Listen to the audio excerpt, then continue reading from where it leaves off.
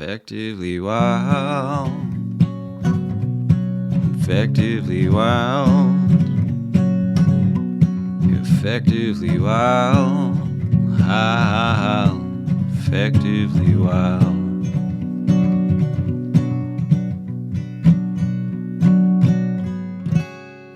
Hello and welcome to episode 2393 of Effectively Wild, a baseball podcast from FanGraphs presented by our Patreon supporters. I am Ben Lindbergh of The Ringer, joined by Meg Rowley of FanGraphs. Hello, Meg. Hello. Well, 3 World Series games have transpired since we have recorded a podcast. We will not really be talking about the first 2 today. No.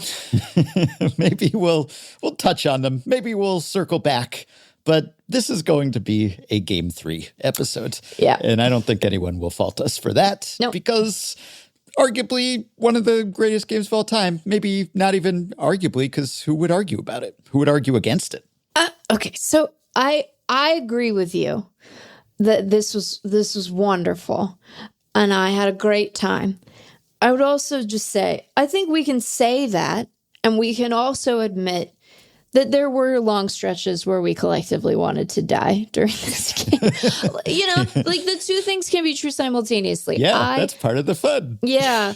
And, naturally a game like this is going to invite extra innings, zombie runner discourse. And I want to reassure our listeners and you, Ben, that my opinion on the zombie runner has not changed. I am firmly committed to the notion that it is a travesty, it is a tragedy, it is a combination of those 2 words. I think, though, that a game like this does remind us of the fact that were most extra innings games as long as this one, and of course they aren't, Ben. Of course they aren't, Ben. And that's the little slippery bit at the middle of this conversation. Most extra innings games do not go this long. Most extra innings games don't go 12 innings, right? Most of them resolve in fairly short order, even without the assistance of the zombie runner. This we know. Having said that, if more of them went this long, if any of them went this long with regularity, I think we would be compelled to revisit our position because we couldn't be doing this shit all the time. This took forever. I was worried in a very real way that this game was going to cause the deaths of several members of our staff at FanGraphs because it took, we have a traditional gamer. And David Lorla did a great job with that gamer.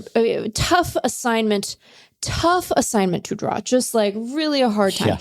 And he did a great job. And I want to shout him out, and I want to shout out Matt Martell, who, pull back the curtain editorially a little bit. A thing that happens is, you're going to have these evening gamers, and I'm on the West Coast and Matt's on the East Coast, but they all start at the same time. And so you engage in a little negotiation, and I looked ahead at my schedule for the week and Matt looked at his. And so Matt had drawn this as his gamer to edit of this trio. And he got the short straw or the extremely long straw. At the time, it felt like a good deal because the other thing that's going on, as you know, Ben, I really enjoy Halloween. As I have shared with our Patreon supporters on various live streams, my neighborhood goes hard for Halloween. It's a great time. And so earlier in the week, I had said in the weekend even, I had said to Matt, hey, Matt, would it be okay if there is a game on Friday, which is Halloween, if you took that gamer, because I would like to be available to do trick or treat and hand out candy and this and that, and then, not have to rush away from it to edit a gamer. And Matt was like, hey, sure. And then I was like, as compensation for this, I will edit 2 of the 3 gamers in this 3-game set earlier in the week. And Matt was like, very reasonable. And so then because of various other things, it made sense for Matt to do the Monday gamer and for me to do tonight's Tuesday. We're recording before Game 4.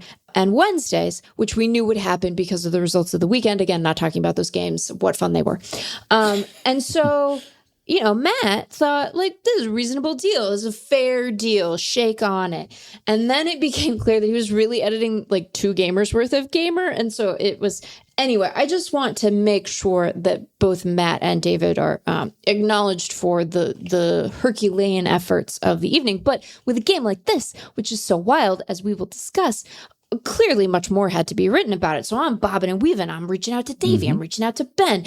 Bauman is screaming at the heavens about the Dalton Varsho strike. I'm doing air quotes here. Boba base running error, miscue, not an error, in my opinion, miscue, but not his fault. We'll get to that. And so, you're bobbing and weaving, but also, that people cannot really get going on stuff until the game concludes. And I was convinced for at least 2 innings that the game would never conclude because our time on the mortal plane had concluded, and this was us in purgatory. We were all in hell. Although, I will say, great night on Sports Blue Sky. Way to go, everyone. Just a real throwback to the glory days of social media when there were a lot less questionable folks on there doing nonsense and a lot more, oh my God, did you see that? So that was fun. Yeah. If this is hell, I would sign up for eternal damnation because this is not so bad. People probably care more about the game than our work schedules. My work was contingent on this too, because at the Ringer we don't necessarily do a standard gamer. It kind of depends on the game, on whether it's a notable game, and so there's a moral hazard situation for me because I was working on another piece, a non-baseball related piece, and I was looking forward to maybe getting some sleep. And so if the game is kind of boring, if the game is run of the mill, then that's off my plate pretty much. But it was quite clear, not too deep into this one, that this was not boring. This was not routine. This was not run of the mill. And I was going to get no sleep. But that's okay because I'm willing to forego sleep for a game like this. And I still have, for the most part, I'm working on about 2 hours here as we are recording late Tuesday afternoon in the hours before Game 4 because they're playing again. Right. There's another game and there's another game on Wednesday. It just seems like we should all just take a few days off to just digest and rest and decompress and analyze what we just saw. But no time, no rest for the wicked and the weary. Some people who played in that game have to start as the starting pitcher in Game 4. We have it a little easier. We just have to write and edit and record a podcast, which is what we are doing now. And we're just devoting it to this game because it was such a great game. And we were going to talk about this game in one way or another for this entire episode. There's other banter, but it will wait. But Thomas Burton, Patreon supporter, he posted in the Discord group, Game 3 feels ripe for a classic, effectively wild draft episode. And I don't know whether it will be a classic episode or not, but it will be vintage. We are going to draft fun things, or maybe not fun things, just things, noteworthy things, memorable moments from Game 3, because this game had that vibe of the 2015 ALDS Game 5, just like so much game crammed into this game. Yeah. So much happened. And I'm winging it here, and you didn't do a whole lot of prep either, as I understand it. We don't have detailed draft boards for this draft. We did our prep, I suppose, by watching the game and editing or writing things about the game. But there's so much to keep track of. There's so much lore that happened here. It's such a rich text because it was 2 games worth of game in terms of innings, and maybe more than that in terms of just how much activity was crammed into this thing. And I'm not drafting this. I suppose one could, though it's a sort of ancillary. But the fact that there were all these parallels and echoes to Game 3 of the 2018 World Series with the Dodgers involved and some of the same personnel.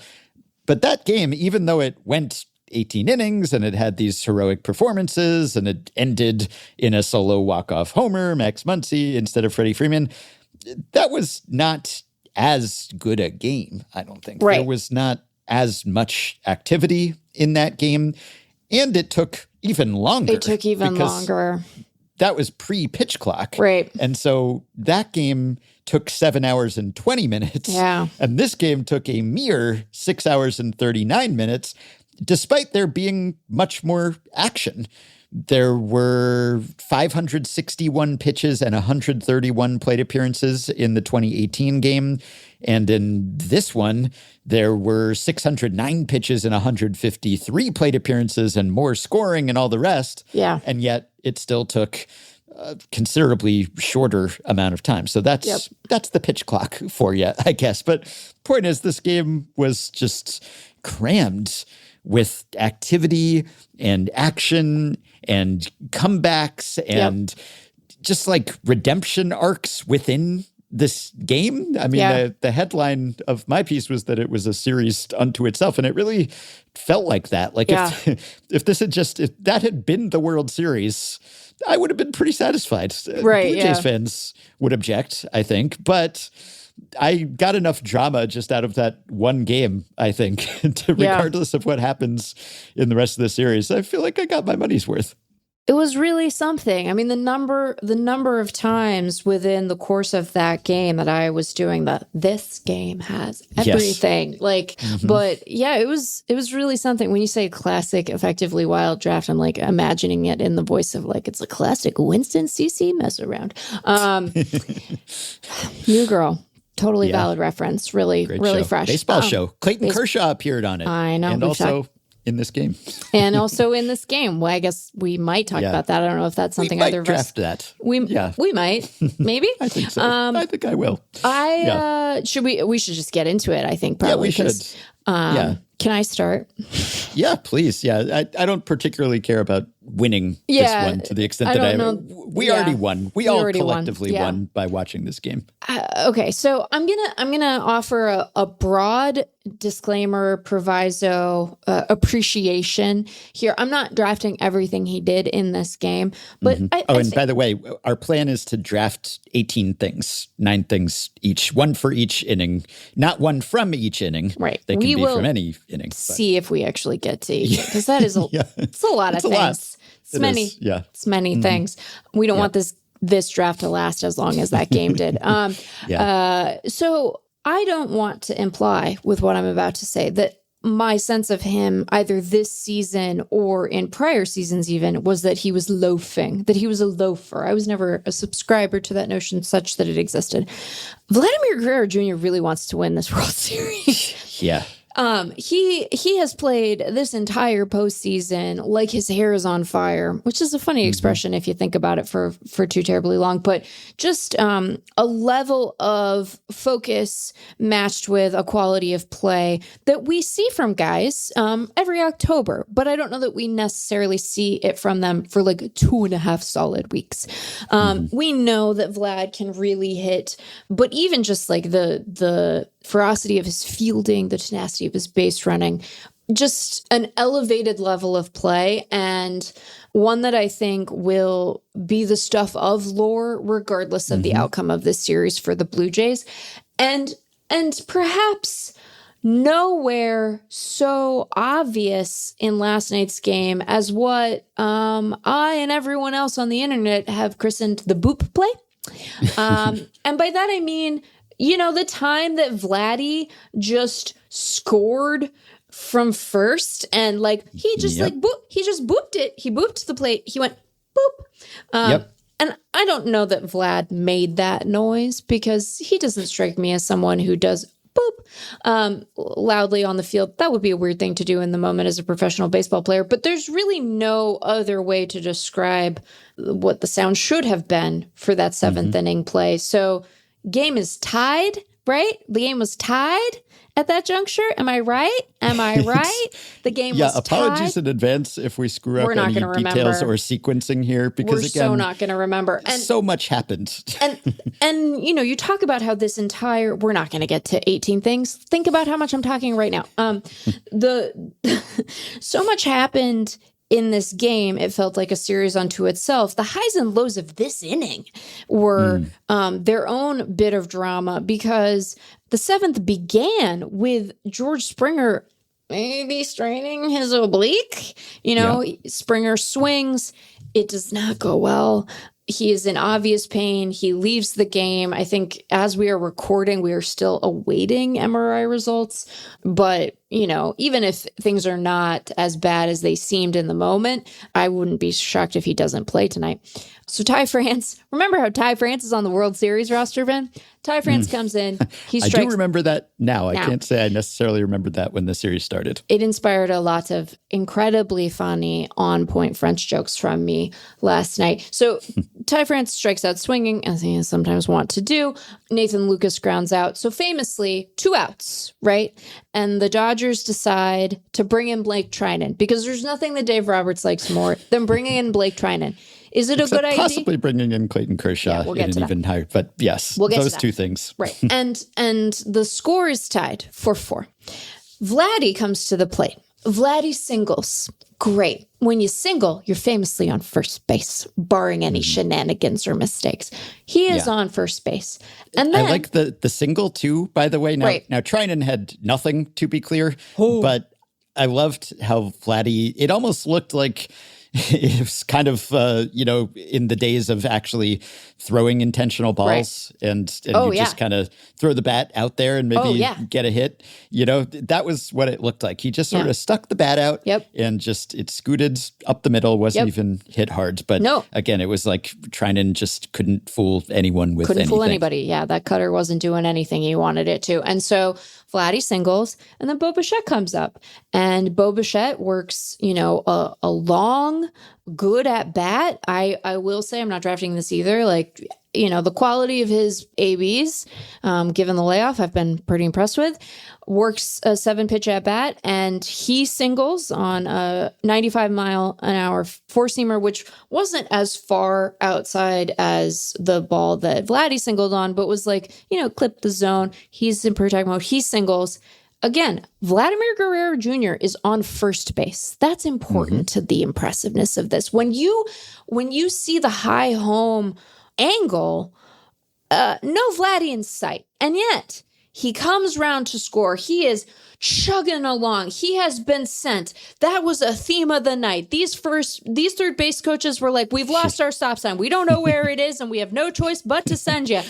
And then he slides hard, and he bounces up and just boops, home plate over Will Smith's outstretched hand. It was not a bad throw. It was not a bad play from Will Smith. It was just a perfectly placed boop.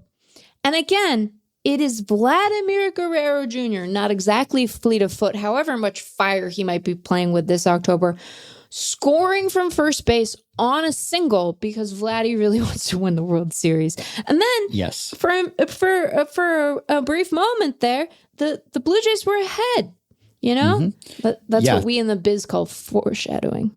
That was super exciting. And I'll take a Vladdy pick too, just to stick with the theme. I'm not saying it's actually my number one moment, but just as we're celebrating Vlad here in this round. So you get the throwback looking like his dad, bad ball hitter. Then you get him showing off the wheels. And it sounds more impressive than it is that he scored from first on a single. It would have been a double probably if Bo Bichette had been running better. Sure. And then if Teoscar Hernandez had played it better.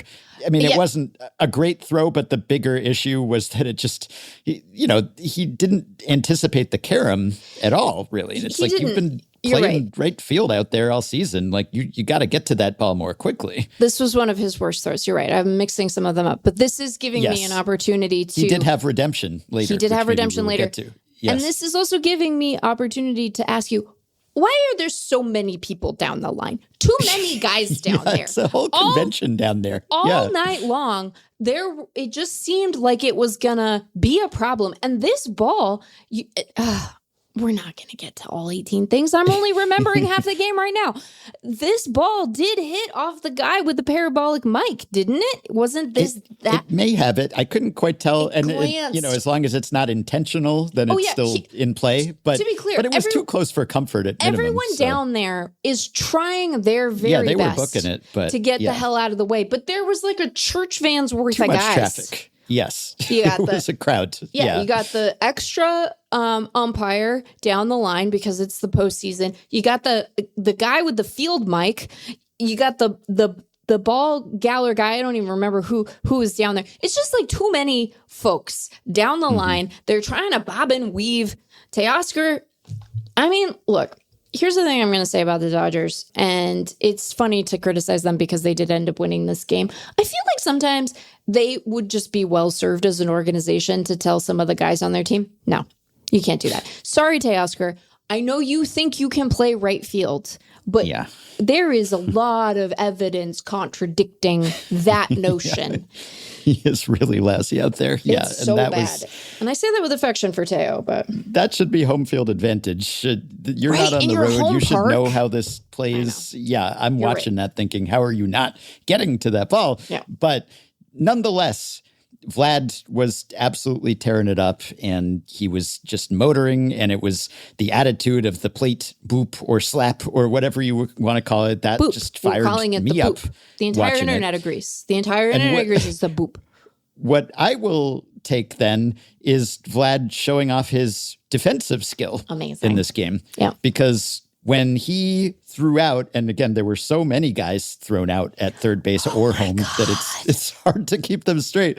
But was it Teo who was thrown out, or was it Kike? God. But the throw that Vlad made across the diamond from first to third, and it was, I saw Sarah Lang's stat, 87.6 miles per hour, his fastest assist of the year. And there was a lot of that, just like fastest, hardest. Yep. You know, Kershaw threw a harder pitch than he had thrown since the previous season. That's right. Like, you know, everyone runs a little bit harder. Yes, swings a little bit faster, throws a little bit harder.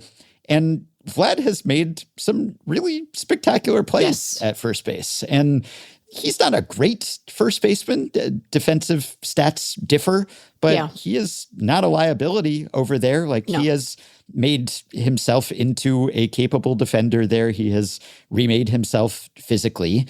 And right now, you know, I don't know how long this will last, but he's an all-around player. Like he can do it all. Obviously, the bat is the biggest attribute that he has, but he is not he's just not someone you stick out there and you just live with defensive liability because he's going to hit some dingers. Like he's done it all in this postseason. And obviously the offensive stats are pretty sensational. But what will stick with me even more than that, maybe, because we knew he was a good hitter and we've seen him be locked in and rake. Yeah, tear it up. Yeah, what I was not as appreciative of not watching him day in and day out. And I don't know whether Blue Jays fans are saying, I was not familiar with your game, even though I watch you all the time, like whether he has raised his game to a new level this postseason as an all-around player, or whether he's been doing this all year and I just haven't fully appreciated it. But he has contributed on both sides of the ball and on the bases.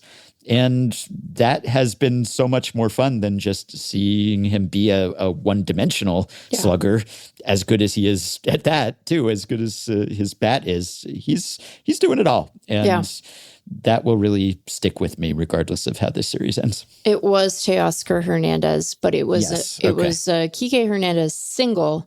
So Kike singled on a ground ball to Jimenez. And then Teoscar tried to advance, and Vladdy said, no, you do not get to advance. And there was a lot in this game, and I tried to reckon with this in my piece, just to produce these sensational plays.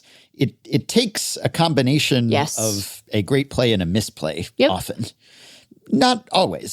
Sometimes someone can make a perfectly valid and defensible decision and someone else is just better and the ball beats you. But a lot of the time there's an ill-advised decision to run, but then it also requires a fantastic play by someone to catch you. And so there was a lot of that.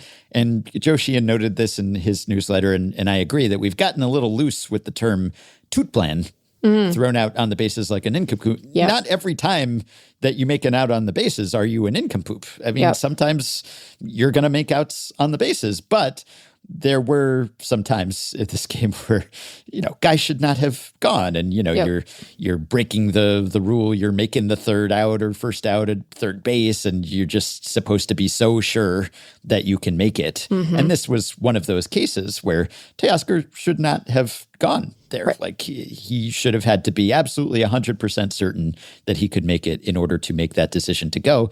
And yet it still required Vlad to throw a absolute laser on the money to Clement to get him. Yep. So Hernandez should have accounted for that possibility, but we can still celebrate Vlad's end of the play. Oh, yeah. While saying that Teoscar should not have given him the opportunity. I agree. I think that this game had a mix of everything, right? It had times where it was like, why are you going now? And it had other times where it was like, wow, that was a hell of a freaking throw, man. That was a great play. Sometimes you just get got. And I think that when it's close like this, there's all kinds of math that goes into these decisions. But, just like you don't want to make the first or the final out at third, like sometimes you want to force the other team to show you they can make a really great play. And there's room for that too. So, yep. Okay. What's next for you? Oh, what is next for me? Well, I guess maybe to stick with the theme of the seventh inning, I will go with Ohtani's game-tying homer in the bottom of that frame. I'm sure that we're going to get to the many intentional walks later. And Ben Clemens, as he is wont to do, broke down some of the math on that. Spoiler alert, don't do it most of the time. But I can understand, particularly for a man with a proclivity for intentionally walking guys, which is something we are all learning about John Schneider in real time. Yeah. He can be forgiven for not wanting to mess with the guy who went double, home run, double, game-tying home run. And that was Ohtani's shot in the seventh. Again, remember, the Blue Jays had retaken the lead in the top of the inning, and Ohtani made sure that wasn't the case. And look, much has been made about this pitch. Ben, it was a pretty bad pitch. Hardly has a more middle pitch ever been thrown. Right down the dick, as we like to say on Effectively Wild.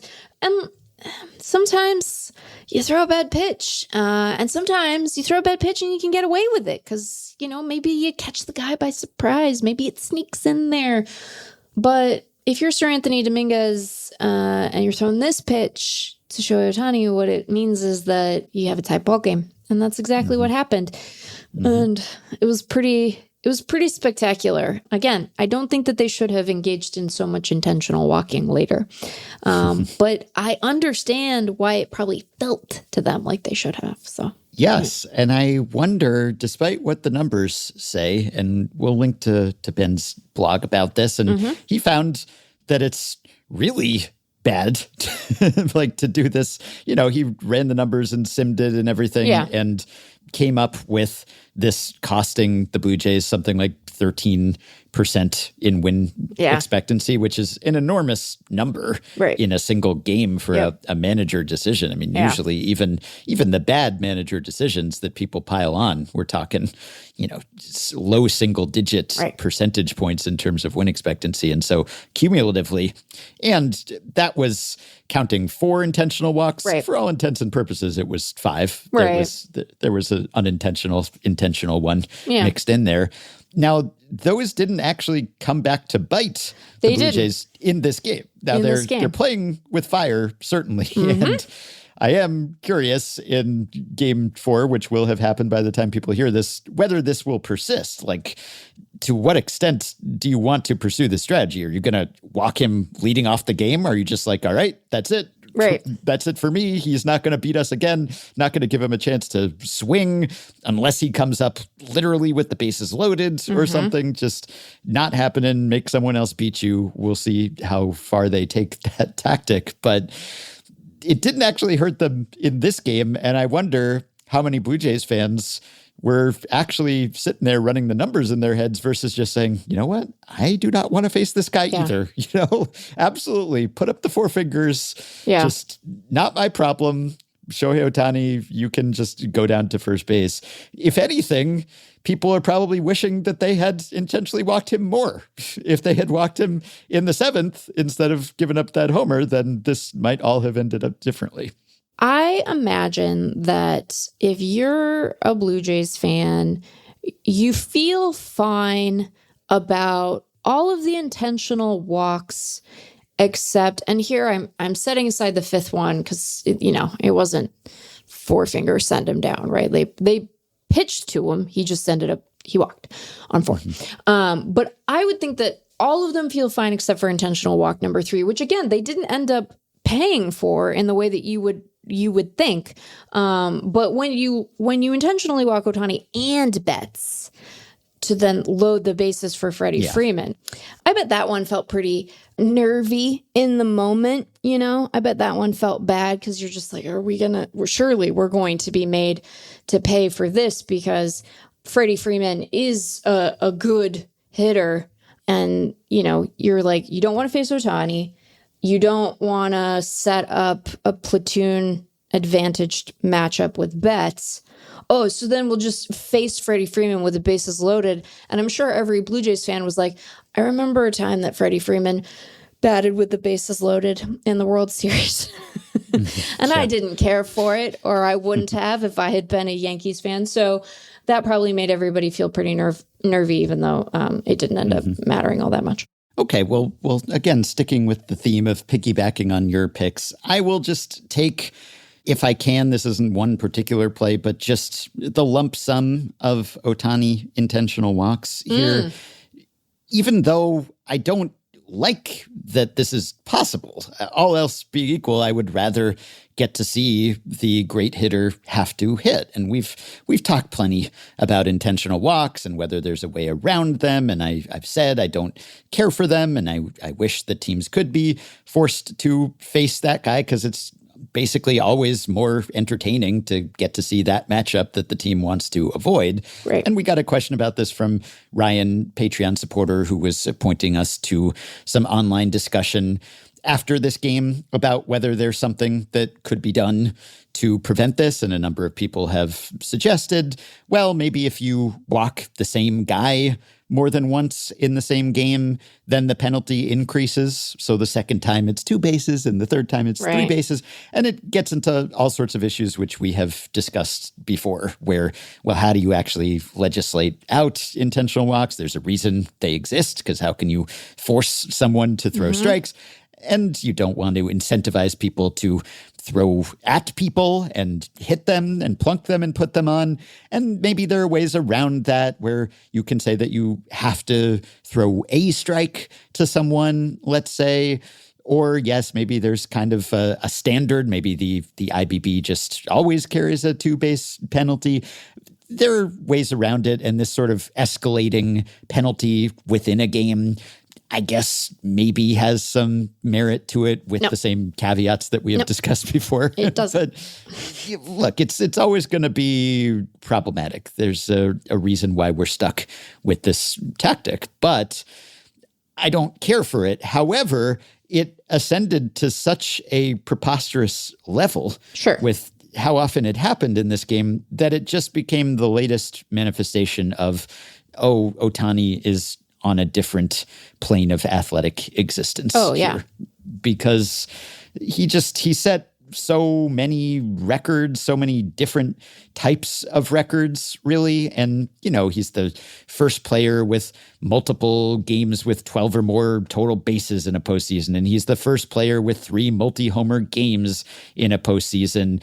And the bases empty intentional walks, which he just drew 3 of them. And there had been 1, I think, in all of World Series history since the intentional walk became official in 1955, Albert Pujols in Game 5 in 2011. And Ohtani just tripled that here. And he's the first player to be intentionally walked 4 times in a postseason game, which has happened quite rarely even in the regular season. And it's, largely Barry Bonds. And just the fact that he reached base 9 times. Yeah. And I know that it was an 18-inning game, so you could kind of double it. And, well, I guess reaching base 4.5 times in a regular game doesn't sound as impressive. But 9 times, I mean, blew away the previous postseason record, and then also tied the regular or postseason record all time 9 times in a single game. And they put him on most of those times. And, the combination of like all of these intentional walks and the 2 homers and the 4 extra base hits, it was just, we talked about what to call this, right? A day where a hitter just doesn't make any outs, a no outer or whatever. We talked about like, is this the equivalent to a hitter perfect game? And he did essentially have a perfect game as to the extent that a DH can, with the exception of being thrown out that one time he tried to steal. But just a ridiculous game, and just reflected the respect, the fear that he commands and instills at this point, where they're just like, you know what, I have seen enough. Like, why should we and just throw out the win expectancy models. I don't know whether Schneider was actually looking at them or not, or whether he was just going by gut feel and vibes. And I am terrified of this guy, and he keeps hitting homers, and no more. So if it's also like it's on the other hitters to make them pay for that. Right. And they just haven't. If Mookie were hitting better, and he hasn't lately. Right. And, he looked like his old self for a stretch there. Yeah. But now he seems to be back to not hitting anything hard. Yeah. And, that's down to him. And if they keep doing this, give Mookie enough opportunities to make you pay for that, eventually he will. Yeah. Right. But, the intentional walk carries a built-in penalty, which is that it's usually a bad idea. It's usually a bad idea. Yeah. Even with Shohei Ohtani up, and especially if you have Mookie Betts and Freddie Freeman batting behind you, it's no slouch. So Mookie just has to hit like Mookie, and that will make people pitch to Ohtani.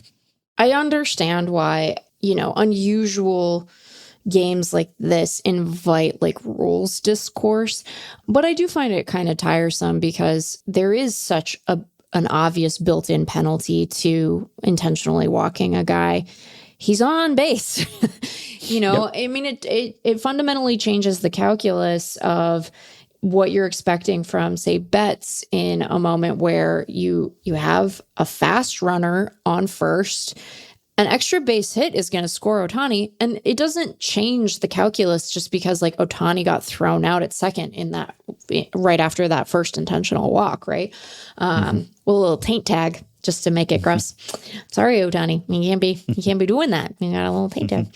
And so like the notion that we need to legislate this away feels just fundamentally ridiculous to me. Think about all of the qualifiers that you put on it, all of the records broken. This just doesn't happen very often. It certainly doesn't happen very often in the same game. This was such an unusual circumstance with such an unusual player.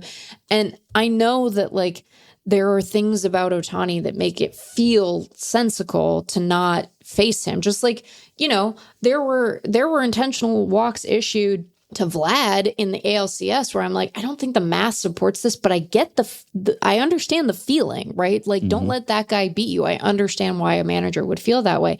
I don't think the decisions that we saw on display last night would have been universal with any guy in the dugout, right? Like, John Schneider likes to walk people. I mean, I don't think he likes it, but it is a tactic that he views as having merit in a way that far exceeds like I think the average appetite for it from big league managers today. So I don't think that there's this would be like legislating for nothing. This is not a problem that really needs to be solved. Yeah. But it did manifest in some very funny ways yesterday. Yes.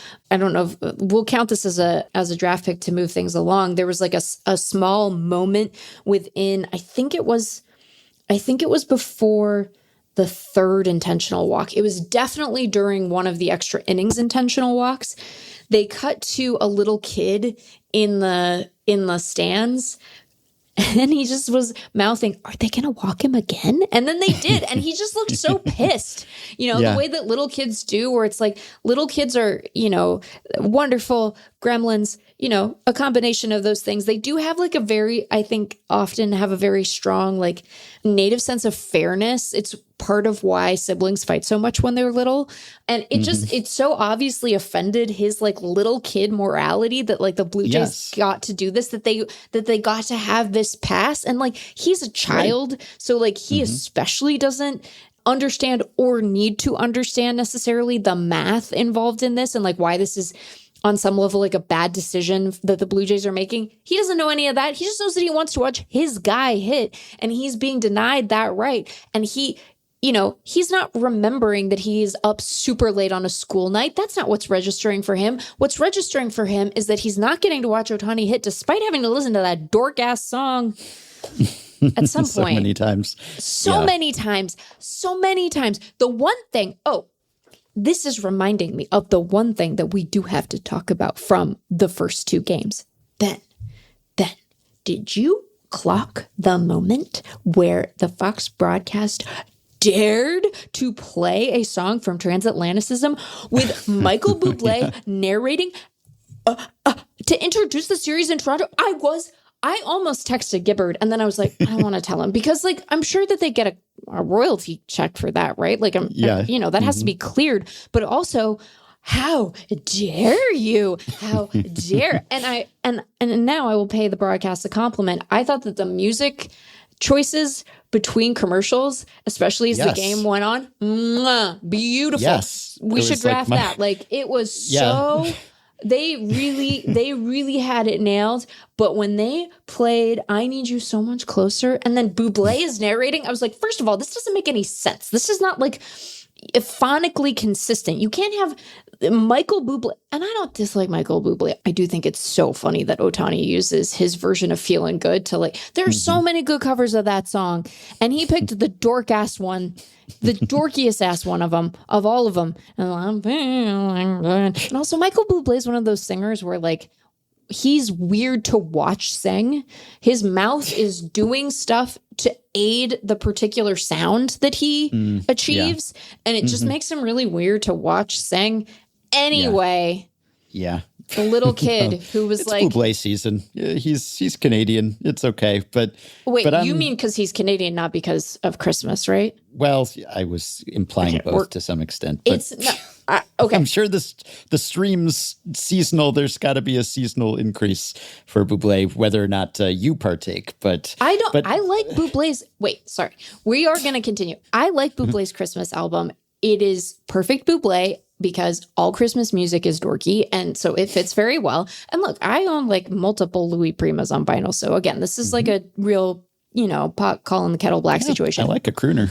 I'm Italian. Having said that, why are we getting so... It's a recession thing, right? This is a recession indicator, all the Christmas commercials we're already getting. It is early this year. It is an indication to me that they do not think we're going to have money to spend in a month because boy, oh boy, is the creep intense. Like it is early, and I like holidays, and I am like, why are there Christmas trees at Home Depot? It's too early for that. Yes. Anyhow. Well, I'm with you. It's very rude to appropriate the music of the Mariners in this series of all series. And I'm also with you on the sound drops there, the music cues, kind of like the way I used to program Effectively Wild, something thematically related to what was being said or what was happening. They got a giggle out of me when they played Tomorrow at some point from Annie. That was good. So, yeah, I'm with you. Yeah, they did a good job. And that kid that you're highlighting there, that's out of the mouths of babes. That's the same impulse that I feel where it's like, what? They can't just do that. They can't just, he's up next. They have to face him. Too bad. And of course, that kid's a Dodgers fan, I guess. But still, that impulse, I think, is why I instinctively recoil against just saying, pass, even if there's a penalty associated. Okay. So... We each took Ohtani picks. We each took Vlad picks. I guess you kind of took 2 Ohtani picks there. And we've accounted for the stars. Now, I will take one moment from one of the unexpected heroes as opposed to those expected heroes. And that's Will Klein, course, who was one of the top standout players from this game. And I guess to pick one moment, I'll take the last pitch he threw. I'll take the curveball he threw to get the strikeout of Tyler Heineman, just summoning his last reserves for his 72nd pitch. Amazing. Doubling his previous high in a major league game of 36, doubling his previous high of 2 innings by throwing 4, and clearly had nothing left in that last inning. He was gassed, and for good reason. And his velo was down, and his command was off. And he somehow just dug deep because he had to. He was essentially the last line of defense, and he knew it. And now he was helped out by the fact that the Blue Jays lineup in extra innings, and especially late extra innings, was much diminished. Yeah. And I don't really fault Schneider that much for this. I think when you look at the individual substitutions he made, they were all, if not necessary, at least sensible, I think, or mostly. Like some of them, hey, Springer got hurt, or some of them you had to pinch run for Bo Bichette, or you had to pinch run for someone else, and it made sense. And the upshot of that was, though, that they had like half a lineup left in late innings, and there were a lot of easy outs. There were a lot of easy outs. Yeah, Vlad and guys you could work around, and Kirk was out of the game at that point too, because he had been pinch run for too. And I get it, you got to press the advantage, but the way that went, they did not have a lot of clout left in that lineup in the late innings. And so that may have helped Klein get through that, but just may have. Heroic performance by a guy who was essentially the last man up, though he probably shouldn't have been. And this is something that I think we had talked about. And, it just seemed like the bullpen hierarchy for the Dodgers was sort of upside down. And I remember saying, like, hey, just, Justin Wroblewski, he seems pretty good. Like, if your alternative is Blake Trinan, why not see if you can ride Wroblewski for a while? And Dave didn't do it. And again, like, he had Wroblewski pitching fine, and he brings in Trinan, and I get that you're going for the platoon advantage, but Trinan, he just looks cooked at this point. Cooked. I mean, you don't have to be a super scout to see it. It just looks like, I don't know if it's a mechanical thing, if it's a physical thing, if it's an injury or what, but he is not the Blake Trinan who was great for the Dodgers last postseason. And so to pretend that he is, or to have some residual loyalty, it just kind of confounds me. Yeah. And that could have easily cost the Dodgers the game, because the rest of the bullpen was nails. And that's not something that I would have forecasted, to be clear. Like, I'm saying that there are better options here, even with Vesia out. Yeah. You look at someone like Klein, or you look at someone like Enriquez or Wroblewski and say, well, it can't be worse than Trinan. Like, these guys have good stuff, and they've had some success, at least. Ridiculous stuff. I mean, the fact that that's really a sign of the times. And, this could be almost a separate pick. Maybe it should be. But the fact that, like, break glass in case of emergency. Oh, yeah. And the guys you're bringing in from the 13th inning on are pumping triple digits out there with, like, nasty breaking stuff. Yeah. And I had the stat in my piece that there were more pitches thrown 98 miles per hour or faster from the 13th inning on by the Dodgers alone in this one game than there were in the entire 2008, 2009, 2010, and 2012 World Series combined. I had to skip over 2011 there because it would have ruined the stat, so I cheated a little. But 4 whole World Series, there were a total of 26 pitches thrown that were 98 miles per hour or faster. And Enriquez and Klein, they threw 37 all by their lonesome. And they were like the guys that Dave didn't want to use, the guys who were either working in low leverage or off the rosters entirely, or just not being used. Like Klein, Enriquez, and Wroblewski, who threw 6 2/3 scoreless in this game, had recorded a total of 0 outs this postseason prior to Game 3. So these guys were buried on the bullpen depth chart, and they came up huge here. And I'd lump Jack Dreyer into that group. He barely pitched, and I guess it's good that they have someone who's not completely dead for games 4 and 5. But you have Sasaki, and he's going to be the headliner in that bullpen, and he did his job again, a little shaky, but got 5 big outs.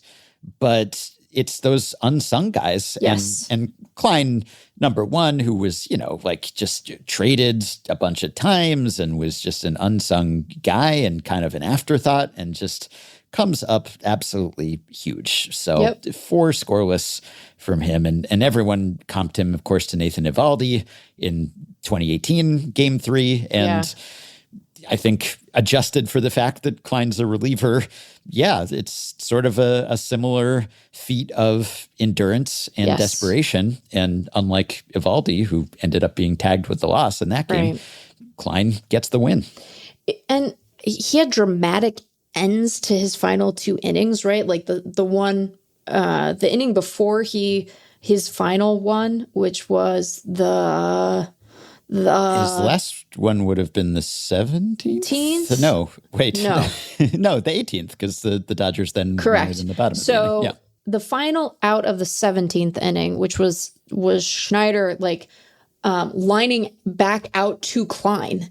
Klein makes this great grab on Davis Schneider line out. And so he's pumped. It's exciting. He looks like he's pitching for the Dodgers while on Rumspringa. It's great. And then, he's got the Justin Turner beard and the AJ Puck. There's a long, there's a storied tradition here. And then, you get him with that big strikeout of Heineman, which again, you think to yourself, how impressive is it to strike out Tyler Heineman? And then you're like, it's pretty impressive when you're a reliever and that's your millionth pitch and you've never gone this long before and the stakes could not possibly be higher. Incredible. And he was so pumped to get out of all of the previous innings. Right. And probably, I don't know what Roberts was telling him, if anything, but to get through that 3rd inning, maybe he's thinking, okay, this is it. I just got to dig deep. This is the end, leave nothing in reserve here. And then to have to come back out for a 4th inning after that, after you're scraping the bottom of the barrel, that's when you're really vulnerable. Because you've sort of set a finish line for yourself mentally. And then it turns out that the finish line moved. It's a moving target. And that could really leave you diminished and depleted. And he came up huge. So he deserves to be higher on the bullpen hierarchy. He might be out of commission for a while. So I don't know. He might not pitch for another two games. I mean, the series could be over by the time he's available he's ready again, to go again. It is sort of amazing. There were moments where I don't imagine that these decisions were made with an 18 inning game in mind, but there was a point yesterday where Dominguez blows the save, Bassett comes out, and then Bassett only throws 1 inning, and it ends up being a relatively easy inning for him. And then we get 2 innings from Hoffman. And at the time I was like, gosh, they should have let Bassett go longer. And maybe they should have to preserve Hoffman and Fisher. But I guess Chris Bassett, get ready to throw a couple innings tonight, buddy. Cause who else is left in that pen who isn't completely exhausted? In any game like this, when you're at the tail end and you're running Klein out there for 4 innings, of course, you look back with hindsight and say, oh, that guy, I had a quick hook with him. Right. I sure could have used another inning or 2 out of him. But of course, you don't expect it to go 18. Yeah. Okay. My next pick is going to be the eerie threat of looming starters. So at various points during this broadcast, we saw Clayton Kershaw pitch for an inning. But we also just saw the spectral form of Shane Bieber. We had the whispered plea of let me pitch from Yamamoto. And I think that one of the ways that games like this ratchet up tension as they progress and you start to tick down names on the bullpen depth chart is the question of, well, what do we do if no one scores? Gains urgency, right? Because eventually you've exhausted all your actual relievers and you've exhausted all of the starters who have been pressed into relief work because it's the postseason and you don't need a full rotation. And then you start to do the math of well, who's on their throw day, right? And it was interesting to me that, part of this was Yamamoto seemingly volunteering to go, right? Offering to go, even though, I guess we technically got into his throw day because the game crept past midnight, but we weren't really in his throw day in the way that you would traditionally understand that. We were in Snell's, right? Yeah. And so the fact that I don't think Snell ever went out to the bullpen, right? It was just— I didn't see him. Yeah, it was just Yamamoto like, I'll go. And some of that was him telling Roberts he was ready. Again, sometimes Dave needs to say no to guys, because I was like, is this a good idea? He just threw a complete game. He threw like very recently, yes. with the transcontinental flight in between. It's his throw day because that's how time works. But like, again, not the way that we traditionally understand that. And then, the Blue Jays had, I think, fewer options, and they did the thing that you often do where it's like, well, Shane, how many are you going to give us tonight? Because you're going to give us more in a couple of hours. And so you just have this like, and then you start to do, the math of and the investigation of getting them warm and putting them away wet, right? Where you're like, is the mere act of them getting ready going to pose a problem for them, even if they don't enter this game? And it seems like the consensus on this is that no, it's often fine, but you do wonder. You do wonder. And you kind of wonder that with Shane Bieber, maybe regardless, just because been a little up and down time for him. Yeah, that's great. I would have taken Yamamoto if you had not he didn't get into this game, but I don't want it to be forgotten that he was about to, because Klein was done. Klein was done. Yeah, if that game had not ended in the 18th, then we would have seen Yamamoto. And part of me is sad that we didn't, because that would have just ratcheted things up to another level of nuts to have a starter who's already just doing things that are inconceivable in this era, right? The first pitcher to complete consecutive postseason starts since Curt Schilling in 2001, I believe, and the first to throw a postseason complete game since Verlander in 2017, or a World Series complete game since Cueto in 2015. This just isn't done. Right. And to do it back to back and to look as in command and as easy as it seemed to be for him when he got things under control later in game two. He was a little shaky at first. They made him work as they had done with Snell, but then he completely settled down and cruised the rest of the way and barely seemed to break a sweat. And I know that he has a reputation for having just very efficient mechanics and everything's on a line and direct to the plate. And, he's the envy of other starters who are remodeling their deliveries on his. And so, okay, maybe you think that there's a little less strain, hopefully, although obviously he had injury issues last year, so it's not as if he's impervious to this stuff. So yeah, that's a little dangerous and a little scary, but his willingness to do it is commendable. And I don't know what other options they realistically had at that point. And I would have been pretty pissed if this game had ended with a position player pitcher on the mound. Oh, yeah. Yeah, even if that would have, I guess, sort of been the icing on top of the weirdness of this game, it would have been a bummer. It would have been a real bummer. If this would have ended. And that seemed to be a real possibility, according to what Tom Verducci said Roberts told him in the 17th or 18th or whenever that report was, that I guess before Yamamoto volunteered and started warming, it looked like that was a possibility. I was thinking to myself, I'd rather see Ohtani here than to raise the white flag like that. Now, I would have liked to see Ohtani because that just would have been another level of ridiculousness to have a guy who's been in a game for 7 hours and has been on base 9 times. I guess, couple home run trots don't stress you too much, but even as a DH, guys got to be feeling it at that point. And you don't want to endanger his health, and you don't want to obviously, jeopardize his start in game 4 where you're going to need some length from someone.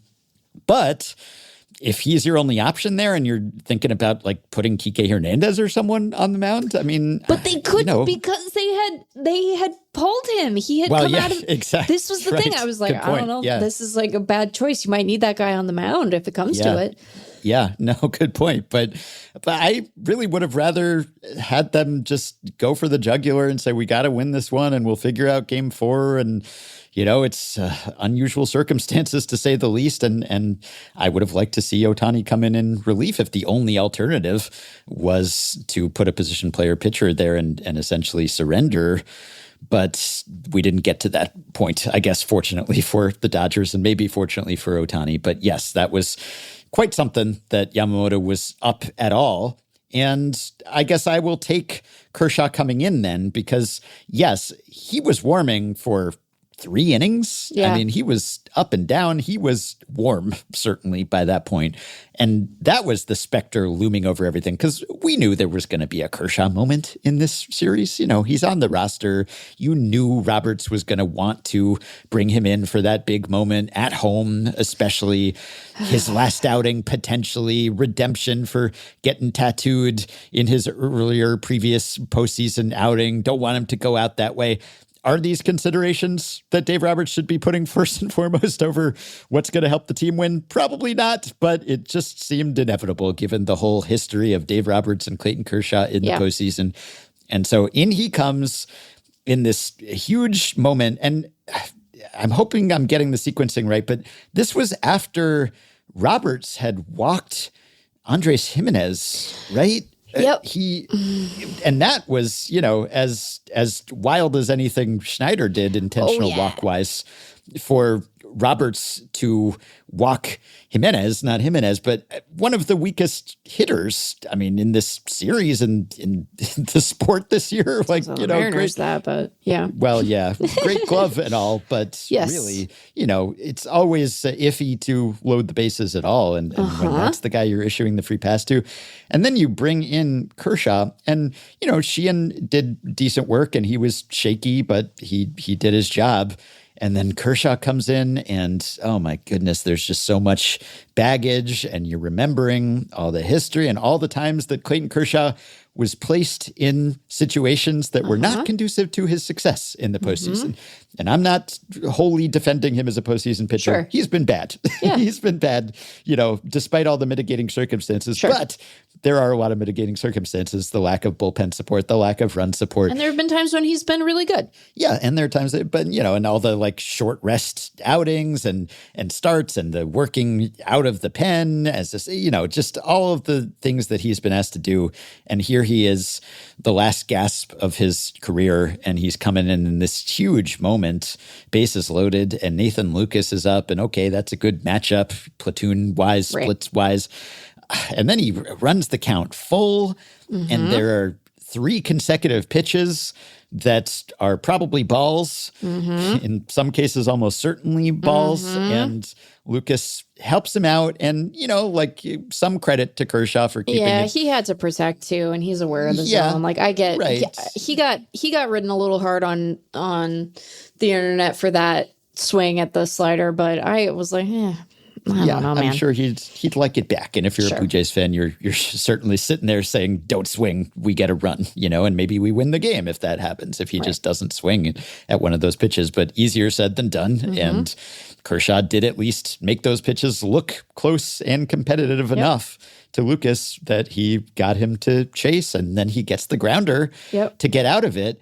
And I thought that he'd be back out there. I thought there was a real chance, at least, because just the whole history of like Kershaw being pushed one batter too far, one inning too far, right? And this time, Roberts showed some restraint. Now, if he had known that this game was going to go 18, he probably wouldn't have showed that restraint. Maybe he wouldn't have, but do you think that if it wasn't Vladdy up to lead off that inning, that he would have pushed Kershaw further? I think maybe I think he might have. I think that he was like, "Oh, right, I don't need to play with that particular fire," which was tragic because then we were denied that matchup, which I wanted very badly. I mean, I understand it would have stressed Dodger fans out, but I was like, I think you should make him face Vladdy though. Good for Roberts for leaving well enough alone for once and just letting Kershaw leave on a high note, just exit like George Costanza, you know, and just like maybe that's the end of his career. Maybe that's the last pitch he ever throws. I wouldn't count on that. I think that, you know, if the Dodgers are up in a potential clincher and they have a substantial lead, and especially if they're still at home, if they're winning, let's say late in game 5 or something, I absolutely would not put it past Roberts to bring Kershaw back out in that situation. So I'm not saying we've seen the last of Clayton Kershaw in this series, but if that is the end of Clayton Kershaw's career, then he went out with one more happy signature postseason moment for once. So, yeah, the starters pitching in, always a storyline I'm into. I want to test the waters on me doing like an anti-good pick. Oh, sure. Yeah. We got to talk about this strike zone, and we got to talk about the home plate ump, because it's a hard job. We are defenders of umpires, not like always, but we are of the opinion that big league umpires do a very hard job really well a lot of the time. I didn't feel like that was true of Mark Wagner yesterday. We can start with the Dalton Varsho of it all. Bauman wrote a whole piece about that, which I encourage people to check out, if only because the phrase bridge troll auto strike needs to gain traction in the vernacular. There was that whole incident where Varsho is thrown a clear ball four, and not like by a little bit, right? This didn't nick the zone. This wasn't a borderline call. This was a pitch several inches above the strike zone. Dalton Varsho rightly believed that he should have been issued a walk in that moment because he had just seen ball four. He starts down to first base. The call from Wagner is very late. And I'm sure that because it took so long to come in, he was like, well, surely I have walked. He gets a late strike two call.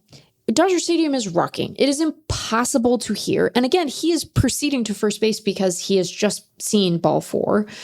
He does not register that it is a ball. Bo Bichette has wandered off the bag because he thinks he's going to second. I don't know. It was a little hard for me to tell on replay. It initially didn't look like the first base coach had registered what had happened. Then there was an angle later that made it seem like he was trying to get Bo's attention. I don't know. The base coaches did not cover themselves in glory for either team in this game. And so I don't know that I want to extend the benefit of the doubt, but I kind of do because the whole situation was so strange. And then Tyler Glasnow realizes this is a live ball and basically picks off Bo Bichette, who looks furious. Dalton Varsho looks furious. The entire Blue Jays dugout looks furious. Varsho does eventually walk, but now instead of having 2 on with no outs and a real rally going, they are in a position where they have 1 on with 1 out. And it immediately becomes relevant because Alejandro Kirk then singles.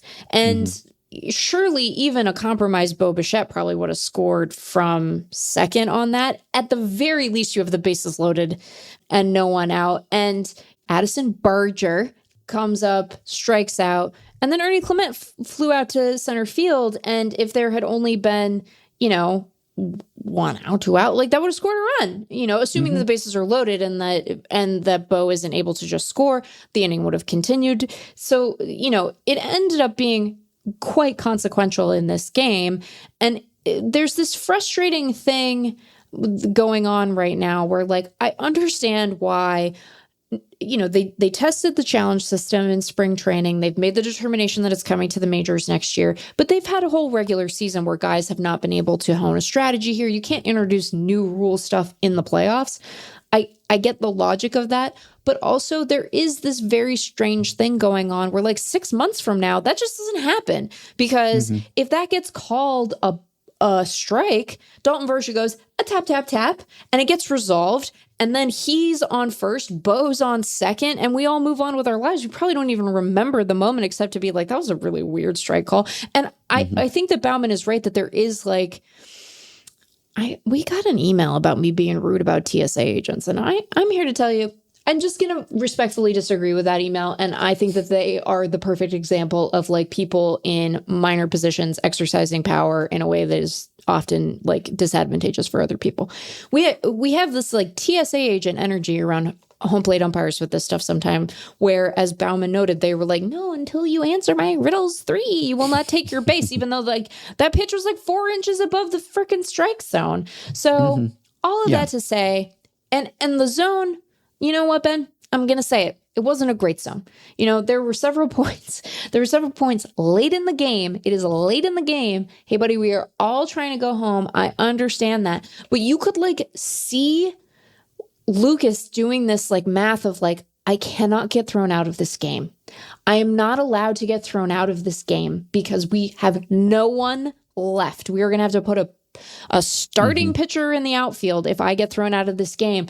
But, sir, that was not a strike. And the contortions that man's face had to go through to not get thrown out, I'm sure he was biting the inside of his cheek, just be like, don't say it. Don't use any magic words. I did sort of respect that the zone did not inflate into some moon-sized thing in the 18th. Like, there were some close calls that could have been strikes and weren't. And I sort of respect it. It's like, oh, yeah, everyone wants to go to sleep, but he's not totally hastening that along. Look, that was a bad call. It was a bad call. He made the sound, but he maybe made the gesture late. And I thought that Bichette perhaps should have been a bit more careful and more vigilant. Totally. And, he was just aimlessly wondering, and I get why, and I understand the confusion, but, don't let your guard down in that moment until you're absolutely sure. So I think some fault falls on him, even though that secondary mistake flowed from the first mistake, which Wegner made. If you go by the ump scorecard, he didn't have a bad game on the whole. It was better than average. Now he's a World Series umpire. He should be considerably better than average. Right. And, I make some allowances for the fact that seeing 600 pitches back there, calling almost 300 taken pitches, there's a fatigue factor for umpires as well. So I didn't think it was the worst, but I'm with you on that particular call, and that one screw-up spiraled into multiple screw-ups, which did potentially have a significant impact on the game. Yeah, that is a problem. And then, the inning concludes, the Blue Jays do not score, and, as we are going to commercial, Joe Davis is like, the Blue Jays somehow don't score. And it's like, hey, Joe, come on, man. You guys can talk. I think that you can make the argument hey, Bo, it's just so consequential. You can't be caught sleeping there. The first base coach has to be removing his lungs, trying to scream loud enough to say, get back to the bag, get back to the bag, get back to the bag. There are procedural issues there, certainly. But the original sin of that moment comes with a late call and a late bad call. And you can say that on TV, you can just say it on TV. You felt free to correctly criticize Dan Wilson about not bringing on Andres Munoz in that game. You can just say, I don't know, man. And they went there a little bit, but I'm like, Joe, we do know how this happened. It's not a mystery. Yeah, we didn't. Somehow the Blue Jays didn't score. Somehow Palpatine returned. Yes, we can explain some of these things. But okay, I'm going to take. Well, this is related to ones that we've talked about, but I want to give the Blue Jays some credit too. The fact that these two teams combined to post 10.5 consecutive scoreless innings after Ohtani's second home run. Yeah. And this is, again, kind of that same, is it credit to the pitchers or is it debit to the hitters? And it's probably a bit of both. But the fact that these bullpens were both so maligned, and justifiably so, and then they were both just zero after zero after zero. And yes, we celebrated Klein and then all the Dodgers who contributed to that. But let's not sleep on Eric Lauer, too, when we're talking about starters pitching in relief. And that guy went, 4 2/3? That's correct. And was just completely unfazed by the situation, did not appear to be just sweating at all, just did not, outwardly at least, was just basically looked calm and collected and cool. And he pitched like that too. I mean, he was great. So him and the other Blue Jays who contributed to that, it was mostly Lauer, I guess, during that span more than anyone else, but they did it. For the first, going into the series, it was all about who's going to get the starters out early, who's going to get into the bullpens. And that proved more or less true in game one, where the Blue Jays really sort of exploded once they got Snell out of the game. Not that Snell was great either. He kind of regressed to the old frustrating Snell and, left the bullpen in a jam, but then they got tattooed too. And then in game two, it was let's just not use the bullpen at all. And Yamamoto will just not need a reliever, and that's the way to win. And in this game, there was no avoiding the bullpens. There was no avoiding relievers. You need to use all of them. Both teams emptied emptied their bullpens, and Yep. those pitchers, a lot of them emptied their arms of all they had. Oh, and yeah. 19 pitchers used combined, a postseason record. And just so many of those guys stepped up. So, yeah, while we're celebrating the Dodgers, just wanted to extend the courtesy to the Blue Jays as well. Even though, Brendan Little ends up giving up another big home run, and that's the end of things. Like they kept this going a lot longer than anyone would have expected, these two teams with these two bullpens, to keep these two offenses scoreless. Well, and to continue on with that, and then I have a positive Blue Jays related one too, because I think there's stuff to praise here.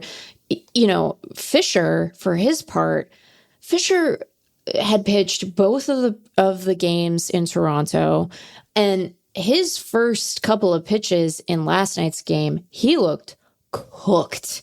He looked so tired. His mechanics were all out of whack. He could not find the strike zone, and he gutted through that inning, right? He gets Kike to strike out. He gets Pages to line out. Of course, he intentionally walks Shohei. That is apparently, part of Canada's foreign policy or something, and then Betts singles, and you're like, okay, we gotta really do something here. And he gets Freddie to fly out. He gets Will Smith to strike out. Like there were some guys who really had to bear down last night and find something in themselves. And I know that sounds like hokum or like a soft thing to say, unquantifiable, but like the effort was apparent on the field. And I think that was really admirable. And the other thing that I will just highlight is like, in a game that was really sloppy, right? It was a slop ass game. Dalton Varsho really knows how to play center field, man. Oh my goodness. Yeah. Dalton Varsho really knows how to play a center field, and he saved this. Like this game went as deep as it did in part because of Dalton Varsho and some of the plays that he was making, getting on his horse, running a really good route out there. And so, that's the kind of thing that kind of gets lost in much the same way that like, no one's going to remember that Dave Roberts intentionally walked Andres Jimenez because we don't have to live in a reality where that fever dream mattered because they just ended up winning the game. And on the flip side of that, sometimes really good defensive efforts get lost on the part of the losing team. But he had some really fine plays late in the game, and he is really good out there, man. He's really good out there. Do you want to make that a pick then? Because I could make a related pick. Okay. Varsho's my pick. I just wanted to highlight Fisher in particular because it looked like it was going to end right there with him. And then he was able to kind of bear down and get down when he needed to, even though it wasn't like a classically beautiful pitching performance. Like there was loud contact and the whole bit, but like very little about this game was classically beautiful. It was broken. It was messy. And sometimes a slop-ass game. Sometimes a slop-ass game is a lot of fun, right? Like, it's ridiculous, and it is contributing to the part of the game where you're like, I would like to die because I am simply so tired. But it is fun. Yeah. By the way, Roberts evidently said that if Yamamoto hadn't stepped up and said he could pitch the 19th, it would have been Miguel Rojas. So that's what we were spared, and I'm grateful for that. Let us, leave an offering at the altar of Freddie Freeman, because the discourse that we would have gotten would have been. Oh yeah, it would have been nuclear, cataclysmic. That would have been the Chernobyl of baseball discourse. And I would have, on some level, I would have understood the logic, but it would have been an indefensible decision. It would have been, it would have been the kind of thing where I assume Rob Manfred was in the building for this, right? I'm sure that the commissioner is at every World Series game. I would have needed Rob to run downstairs, invoke the best interest and be baseball like, clause. You cannot. You are simply disallowed from that. I don't care how many freaking starters you have to burn through to get to the end of this game. You simply cannot put a position player on the mound in a tie game. If it's a blowout, it's still not good. It's not a good look. But okay, fine. You can understand the instinct. But in a tie game, absolutely not. Indefensible decision. Yes, it would have been unforgivable. I would have put Ohtani in before doing that. Or, Manfred could have just unilaterally imposed the zombie runner in the middle of a World Series game to avoid that fate. I guess if I had to choose, that's a real rock and a hard place decision to lose an epic World Series game with a position player pitcher on the mound or to implement the zombie runner. Oof. Yeah, I don't want to have to choose between those two options. And by the way, I'm with you. You said this at the start, but I don't see this as an argument for, we should have the zombie runner all the time. I do see this as an argument for we should absolutely preserve the postseason as a zombie runner free area, right? This should be like the nature reserve where we get to enjoy unspoiled wilderness with no zombie runner. Because if you get an 18-inning game in the World Series, that is a whole different proposition than an 18-inning game that has way lower stakes during the regular season. But this, I live for this. But yes, it's disruptive if it happens often. Not that it ever happened often, but you talked about this during the Mariners series, or you posted it at least, that there's a real ebb and flow to your emotions between the top half of an inning and the bottom half of your inning, or vice versa. If you're directly rooting in this, because when your team is up at the plate, things can't really get worse. I mean, they can get worse in that, you can lose outs and not score, but you can't fall further behind or lose your lead. Right. And so it just seems so much safer. And as soon as it flips over to the other half of the inning where their guys get to hit, I called it a sine wave of anxiety, because it just intensifies and then it diminishes. And it's just like, your heart rate rises and falls in proximity to potential disaster. And once it gets to extra innings, even if you don't have a direct rooting interest, you feel a lot of that. So, I'm not a Dodgers fan or a Blue Jays fan, but once it gets to extra innings and it's essentially sudden death once you get to the bottom half of the inning, my anxiety level spikes so much relative to the top half of the inning where, at least one swing can't end it, but one swing can when it's the bottom half. And that's, credit to the many, many pitchers who avoided that fate for a long time. Okay, so I'm going to take something. How many of these have we done? How many picks have we made? This is my sixth, I think. Maybe we can do like a little lightning round. We can't do 9 I've got a few I want to just get off my plate. Okay. But I will take, related to Varsho, so there were a number of cases in the late innings, like 13th on, where we all got jump scared by deep fly balls. Yes. And in some cases, it was a testament to Varsho just being there. There wasn't really a home run robbery per se, but he made some good plays.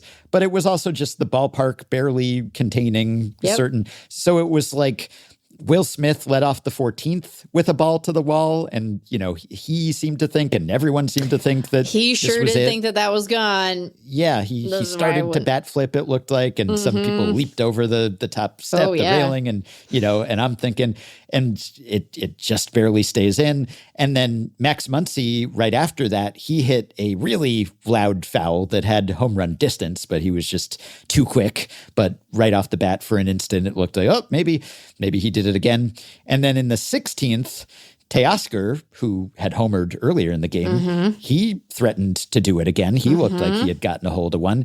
And then before Freeman actually hit his walk-off, he had 2 false alarms, because there was one in the 13th where he really gave one a ride. And then there was the one in the 15th that off the bat looked like it might split the gap, and there was a runner on first with 2 outs, I think, and that could have been that. And that was the one where Varsho made a really nice play and made it look easier than I think it was.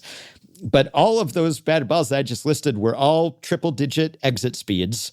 And it got to the point where I'm thinking, like, all right, the temperature's down, marine layer, whatever it is, the ball is not carrying.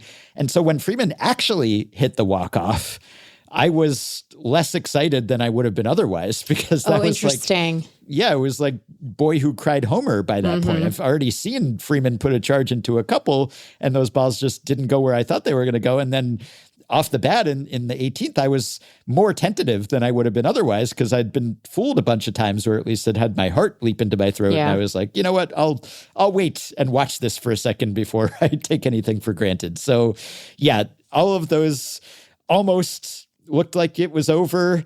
That, I think, really added to this, because it just kept reinforcing, this could end at any second. And yet somehow we keep being pulled back from the brink. So that's a pick. Do you want to just like take Freddie Freeman's homer as a pick? I mean, I suppose that we should. It would be silly not to take the guy who hit the walk-off. And as you said, he's spared us from that possible fate of Miguel Rojas pitching in the 19th inning. So that alone, I don't know if it's as big a homer or bigger or how you even compare with the World Series Game 1 Grand Slam last year. And that one was kind of colored by Aaron Boone and Nestor Cortez and what was he thinking and all the rest. But another huge homer. And now he's the first guy to have multiple walk-off homers in World Series.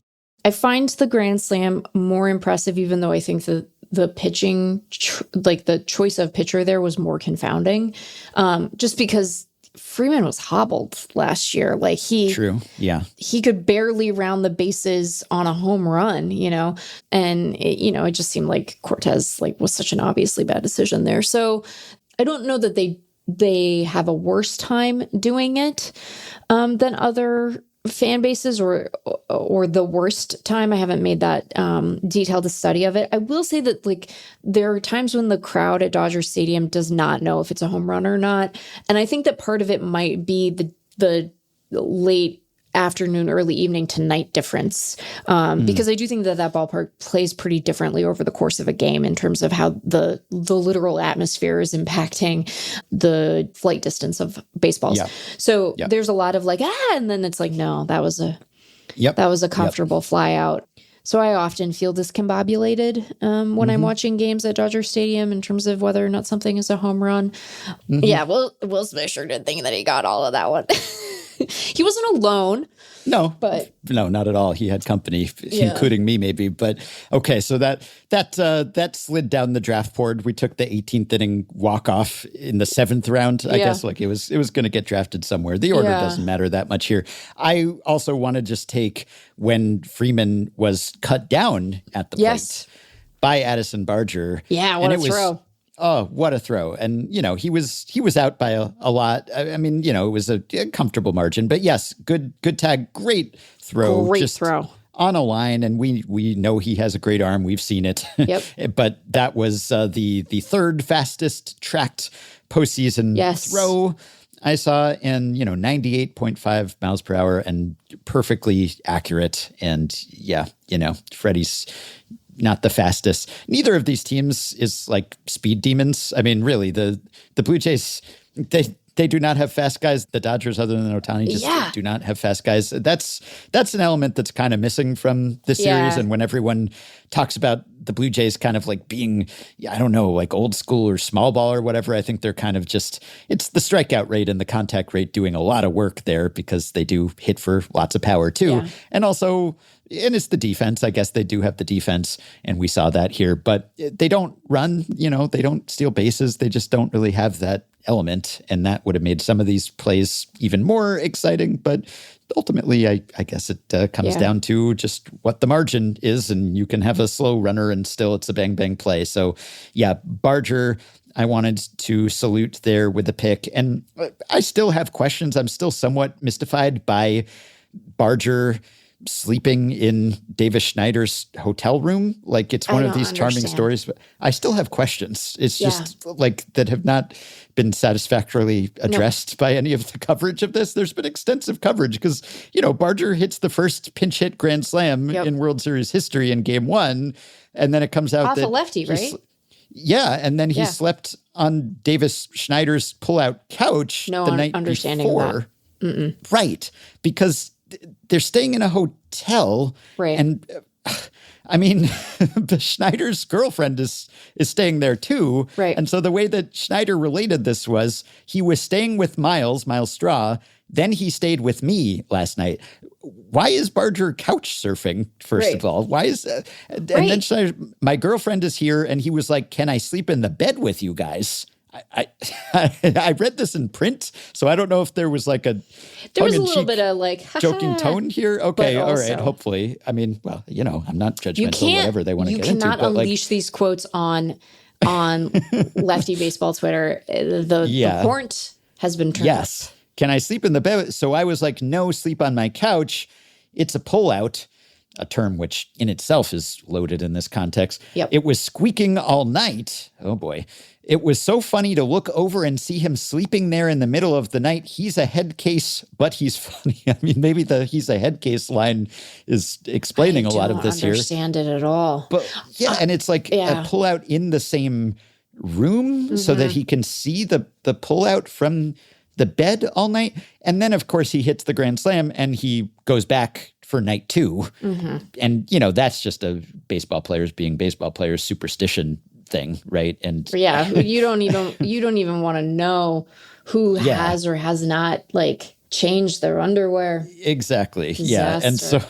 And so Barger's back on the couch after that game, and Schneider says, I thought he was going to have his own place, but he was like, can I sleep with you again?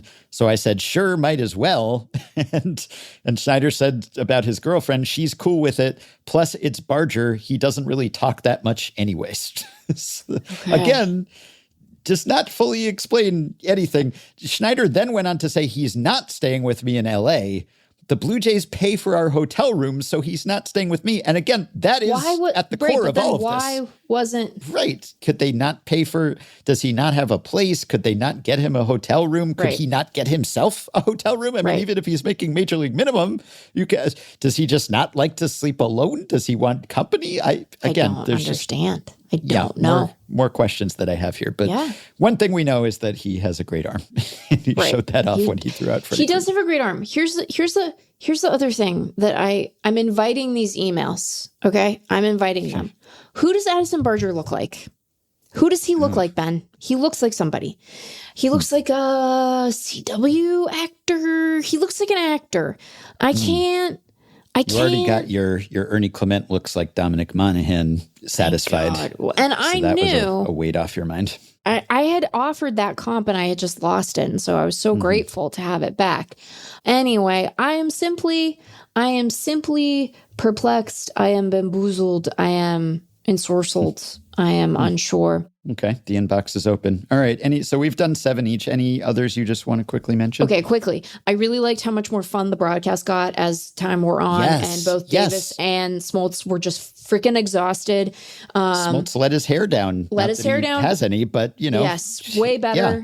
Yes, they way were better. Bantering about fruit plates and being starving and just, they were getting a little loose, they were silly. Getting a little loose. They were a little punchy. It was terrific. I was here for it. Relatedly, I love the notion of sleepy Ohtani because apparently Ohtani was very sleepy, which is hilarious because he and his wife have a young baby at home. So presumably some amount of sleeplessness he's used to, although maybe this is over and above even that. It led to this fantastic detail in Tom Verducci's piece about the piece. Here I'm quoting, Ohtani kept ducking into the clubhouse between at-bats to make sure he was hydrated and to treat his fatigue. At one point, so haggard was Ohtani that he returned to the dugout wearing an alternate cap, one with a script D rather than the interlocking LA. A coach whispered in his ear, dude, you've got the wrong hat. Ohtani spun on his heel and returned to his locker to get the proper one. Fantastic. Verducci's good, man. It always impresses me where he's doing double duty. He's being the TV guy and the sideline reporter and the post game, stick the mic in someone's face guy. But then he's also turning around and filing some epic game story for Sports Illustrated that's just full of all this kind of rich detail. Yeah, Verducci's he's excellent. Yeah, so I loved Sleepy Ohtani. I loved the loose booth. Again, we've already mentioned the music cues in the whole broadcast were great. I have a rule proposal on the back of this game, and I know that this is impossible to implement because what are they going to do? Interrogate everyone who's bought a ticket? I am tired of viral marketing behind home plate and World Series game. Enough already. At least Colonel Sanders had the decency to just sit quietly. The two jabronis advertising the AI bear movie. I'm going to do a swear. And Shane, I want you to leave it in. I want you to leave this swear in. And parents who are listening with their kids around, I'm going to give you 5 seconds to mute. And I'll be quick about it. But I'm going to do a big swear. And we're going to leave it in. Get the fuck out of here with that shit. Get the fuck out of here with this viral marketing. I don't think I'm a purist about a lot of stuff with the sport. I bob and weave. I ebb and flow. I have opinions, but I understand. It's an evolving game. No, this is not the place for that. We already have to watch Marlins man be back there for like 18 innings on his stupid phone the whole time. Just like let it wash over you, man. Let it wash over you. Enjoy the game. Also, why are you moving around seats so much? You're moving around seats all the time. You're wearing a traffic cone. You're the most obvious seat mover I've ever seen. What are you doing? What are you doing? Sit in your seat, sit in your same seat, and watch the game. Like, I sound like a 95-year-old, but you know what? I'm right about this. He's sitting there, he's fidgeting with his phone. He's on his phone. He's clearly name searching. None of the mentions can be positive. So what's that about? Is this like a kink? Like, I don't understand. So he's doing that. And then he's like trying to take video of the whole game and the potential walk-off moment. What are you going to do with that? What are you going to do with that video? Nothing. You're going to do nothing with it. You have all this resource to sit in those seats and you're blowing it, man. You're blowing it. So enough already. With you. Yeah. Too many characters behind home plate, self-aggrandizing characters. If you're organically a character, that's okay. Sure, but that's if you're fine. Trying to make yourself the center of attention. Don't make yourself the center of attention. And also, everybody, guess what? If you see something weird behind home plate during a playoff game, and you're like, why is that back there? It's viral marketing, okay? So don't think back to one of the better Treehouse supporters and just don't look. Just don't look. Okay? And then all of the giant mascot robot guys will cease to work. Just don't look. Okay. All right. The last things I wanted to take, I guess, for my 8th and 9th picks, then I want to take just Alejandro Kirk, I think deserves some shine here, even though he was gone by the end of the game. He did hit a 3-run homer. That was pretty important, right? So I think, that deserves to be noted here in a game with not that much scoring. And also, he had that really pretty play to throw out Ohtani, which, I mean, the transfer was beautiful. Gorgeous. It was right on the money. And right on the money. Yeah, Ohtani kind of came off the bag and everything, but Kirk put it right where it had to be. So on both sides of the ball. Where it needed to be for the taint tag. And he's not like as scary as Vlad up there, but you don't want to see Kirk coming up. He's just, it's a great plate appearance from him pretty much every time. He's going to foul off a bunch of pitches. He's going to be a pest, but then he can also do whatever else he wants. He can also just put a charge into one. He can take a walk. He can do whatever. And obviously behind the plate, he's fantastic too. So this has been just kind of a Alejandro Kirk appreciation month, I think, more widely, even though it has been all season in Toronto. And then I also want to credit, because I said there were kind of like this game went on so long and there were so many subplots, that you did have this redemption arc of Teoscar Hernandez and Tommy Edman, both of whom had made costly misplays in the field. Yeah, and we talked about Teoscar's misplays in the field and on the bases. And then, Edman had the error that set up the Kirk homer. But then he had a couple great throws, and the one where they teamed up on the relay to throw out Davis Schneider at home plate to preserve the tie in the 10th. Any situation like that, any runner who's thrown out at home plate in extra innings to preserve a tie, and Schneider was out by a mile, really. It was I mean, you're thinking, because like am I right in thinking that he had pinch run for France, I think, but like Schneider's not fast either, like they just don't have that fast guy who is available. And so he looked like someone who should have been pinch run for, probably, as he was running around there. But, it was a good enough throw, and Smith got the tag down. And so, to see Hernandez and Edman redeem themselves defensively and team up on a pretty important play, that was big. Yeah, Schneider came in to pinch run for France. IKF came in for Bichette. Heineman came in for Kirk. Straw came in for Barger.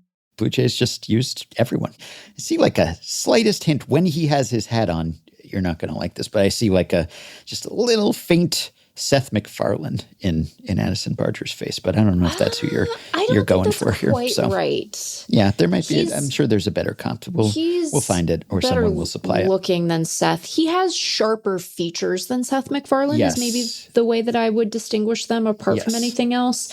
Better flow too. Like wow. Oh yeah. That's why I said with the hat on. Important. Yeah, but I think that their faces are different. It's someone, and I'm so furious, Ben. I'm so furious. I can't think of Someone it. will help. It'll come to you. Okay. Well, just an absolutely fantastic game. Just, 6-5. I don't know that we ever mentioned the final score. The Dodgers go up 2-1. And this game went on so long that YouTube TV, which is what I was watching it on, actually kicked me out because, and I'm not the only one who had this experience. I thought I saw other people mentioning this on social media, but I guess it was maybe after 6 hours or so. I got a weird ad break at 9 p.m. my time, but that was someone in Phoenix goofing something. I don't think that was... I got a "Are you still watching?" message that came up, and then it kicked me out. I had to back out and then manually look up Fox, and it was it said it was the local news at that point because they hadn't planned, and so I missed some crucial pitches there. But yeah, I guess maybe they allotted 6 hours or something for this because why would it go longer than that? And it did. It went on so long, and that was kind of the thrust of my piece is that the powers that be have tried to make baseball behave. They've tried to stuff it into a box, mostly for the better, at least in some ways. I'm pro pitch clock, but they try to tamp down the time between pitches. They try to tamp down the time between batters, the time between innings. And of course, there's the zombie runner during the regular season to make sure that the extra innings aren't too extra. And they've done this to make the sport more predictable and more presentable and more marketable and, more profitable and more popular. And on the whole, I'm on board with many of those things, at least. But I love when it just breaks all the rules. And baseball, it's just completely incorrigible, and all these gremlins emerge and say, you can speed up the time between these events, but you still can't control how many of these events there are. There could still theoretically be an infinite number of pitches and plate appearances and innings. And we know it's never actually infinite, but in the postseason, at least, there is more realistic likelihood of getting one of these games. And, I understand that many people probably were not able to stay up to see the end of this game. And that's a bummer too. So I have a job where it's literally my job to stay up to watch the game, as do you. And so, that's not the case for most people who probably would prefer for business to be concluded at a reasonable hour so that they could not be dead the next day and go to work and do whatever they need to do. But for the sickos, those who can and will be there until the last pitch, this will stay with us forever. This will be an absolute classic and a game that we had to devote an entire episode to. And we did more than scratch the surface here, but I'm sure that we left plenty undrafted and unsung because there was just so much to sing about. Yep. All right. Meant to mention, by the way, I feel fortunate that we were not doing one of our Patreon live streams during Game 3, much as I appreciate our Patreon supporters, much as we enjoy spending time with them in that way. 7 hours or so might be pushing it for us and for them. It's also hard to pay as close attention when we're live streaming, which would have made it difficult to do the writing and editing and drafting that we needed to do. Anyway, we lucked out there. A few other things that we didn't draft, but I wanted to mention. There were 37 men left on base in that game. The teams combined to go 4 for 26 with runners in scoring position. That's a lot. That's one reason why the game lasted as long as it did. Roki Sasaki pitched to Miles Straw, which had an unremarkable outcome, but it was cool and quirky that they faced each other, given that Miles Straw is on the Blue Jays due to their pursuit of Sasaki. Also, Brad Paisley sang the national anthem at Game 3 in 2025 and Game 3 in 2018. So if you want a doubleheader length World Series game, you gotta call Brad Paisley to perform form before it. Also, during the Game 3 broadcast, which we mentioned was an improvement, Smoltz was going on and on about how in extra innings, particularly in the postseason perhaps, you get lots of pop-ups and fly balls because everyone's trying to elevate and be a hero and swing for the fences. And I guess it's true that players are probably trying to do that to some extent. I think Freddie Freeman even said as much in his post-game comments. But as to whether that actually produces more balls in the air, doesn't appear to. If we look at postseason history since 2008, the pitch tracking era and the era that I can easily search on Baseball Savant, the percentage of batted balls that were fly balls or pop-ups in the postseason during the first 9 innings, 33.5%, and in extra innings, 33.2%. So no difference, really. And during the regular season over the same span, during the first 9 innings, 32.3%, during extra innings, 31.2%. So the percentages are actually slightly lower in extras. Now, of course, if you wanted to be rigorous about it, you'd compare the same hitters during regulation and in extra innings. You'd account for the pitchers. Maybe if you made those adjustments, you'd see something. But as to whether there are more balls in the air in extras, no. Doesn't seem so. Now, in Game 4, no Springer, no problem for Toronto. As the game was starting, my daughter, Sloan, who made a cameo on our second Patreon livestream, said, "Is Shohei a real person?" Of course, we assured her that he is. But that is a question a lot of people have been asking themselves lately. And results-wise, on Tuesday, he looked a little more like a real person. He pitched well, but wasn't overpowering. 2 of the 4 runs that were charged to him came from runners he bequeathed to Anthony Banda in the 7th. Banda allowed both of them to score. And then Dave Roberts went to Blake Trinan yet again. Granted, he had very few, if any, right-handed relievers available. But nonetheless, I'd give up the platoon advantage to have a superior pitcher at this point, and Trinan let in a couple more runs, because of course he did. Jack Dreyer then pitched 2 scoreless, but maybe it didn't matter so much that the Blue Jays scored 6 instead of 4, because the Dodgers ultimately scored only 2. The Jays did pitch to Ohtani. They walked him 1 time, not intentionally, pitched him carefully, but after that he went 0 for 3, so he did seem to be feeling a little fatigue. He wasn't throwing quite as hard as usual. Vlad tagged him for a 2-run shot, though given the circumstances, he pitched pretty well. But yes, Sloan, he is human, he is a real person. And the Blue Jays are a real team that is very much in this series and has now assured that it will return to Toronto. There will, in fact, be World Series baseball played on Halloween. So credit to Toronto, credit to Shane Bieber, who pitched pretty well in his first World Series start. Game 4 was far from Game 3. For one thing, it was half as long. We will not be doing an episode-length draft devoted to Game 4, but we will discuss it more on our next episode. In the meantime, you can support Effectively Wild on Patreon by going to patreon.com/effectivelywild and signing up to pledge some monthly or yearly amount to help keep the podcast going, help us stay ad-free, and get yourself access to some perks, as have the following 5 listeners: Colin Metcalf, Aaron Cantor, Austin Hall, Stephen Teitelbaum, and Hayden Sovereign. Thanks to all of you. Patreon perks include access to the Effectively Wild Discord group for patrons only, monthly bonus episodes, one of which we will be recording and releasing soon, prioritized email answers, playoff live streams, potential podcast appearances, personalized messages, discounts on merch, and ad-free FanGraphs memberships, and so much more. Check out all the offerings at patreon.com/effectivelywild. If you are a Patreon supporter, you can message us through the Patreon site. If not, you can contact us via email. Send your questions, comments, intro and outro themes to podcast@fangraphs.com.